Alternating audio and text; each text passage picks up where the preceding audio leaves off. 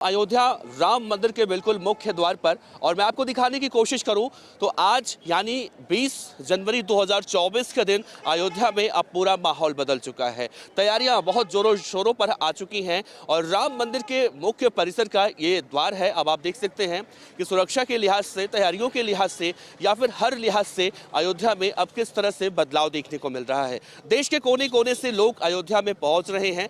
सबसे पहले मैं आपको सिक्योरिटी की तस्वीरें दिखाऊं तो देखिए किस तरह से उत्तर प्रदेश पुलिस के जवान यहां पर तैनात किए गए हैं।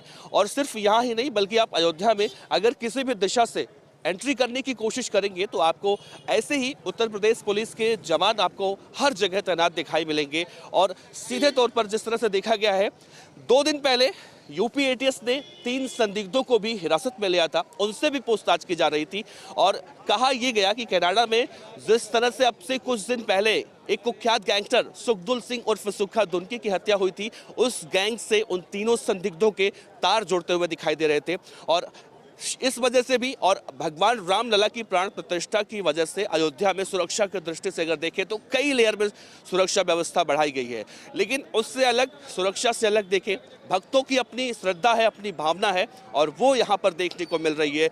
कोई अहमदाबाद से आ रहा है, कोई तेलंगाना से आ रहा है, कोई कहीं से आ रहा है। मतलब पूरब से लेकर पश्चिम तक और उत्तर से लेकर दक्षिण तक देश के अलग अलग हिस्सों से, अलग अलग राज्यों से अयोध्या में इस वक्त जो भक्त है वो भारी संख्या में पहुंच रहे हैं। और सबकी जो दिली तमन्ना है कि जो एक लंबा इंतज़ार है 495 सालों का, जो भगवान राम टेंट में विराजमान थे। और आज का दिन यानी आज जो 5वां दिन है अनुष्ठान का, आज इसलिए भी अहम रूप से देखा जा रहा है क्योंकि जो 495 सालों से भगवान राम टेंट में विराजमान थे, आज यानी 20 जनवरी 2024 को वो मंदिर में विस्थापित किए जाएंगे। तो गुजरात फर्स्ट के साथ बने रहिएगा। अयोध्या से ग्राउंड जीरो से पल पल की रिपोर्ट आपको देंगे। और देखिए, जय श्री राम के नारे अगर मैं दिखाऊं तो ऐसा झुंड लगातार अयोध्या में आ रहा है और सबके मुख से एक ही शब्द, एक ही नारा निकल रहा है, जय श्री राम, जय श्री राम, जय श्री राम।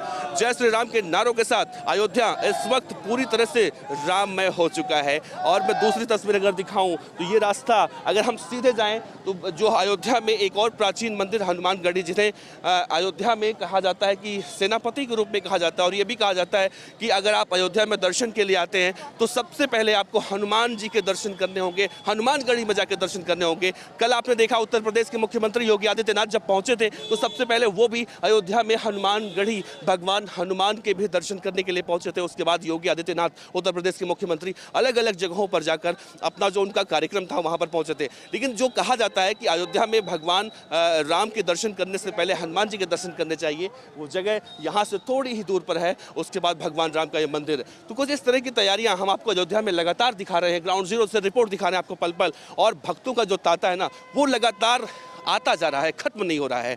ये प्रशासन के लिए कहीं ना कहीं एक चुनौती भी है कि भक्तों की संख्या जो लगातार अयोध्या में बढ़ रही है, क्या उसे कैसे रोका जाए। आज बेशक कह दिया गया हो कि 20 जनवरी 19 जनवरी के बाद बाहरी जो व्यक्ति हैं वो अयोध्या में एंट्री नहीं कर सकते हैं, लेकिन उससे पहले अयोध्या में कितने ज़्यादा भक्तों की संख्या हो चुकी है। आप अयोध्या में आ जाइए, आपको कहीं भी अगर आप कहीं होटल लेना चाह रहे हैं या किसी भी तरह से जा रहे हैं तो हर जगह आपको फुल देखने को मिलेगा।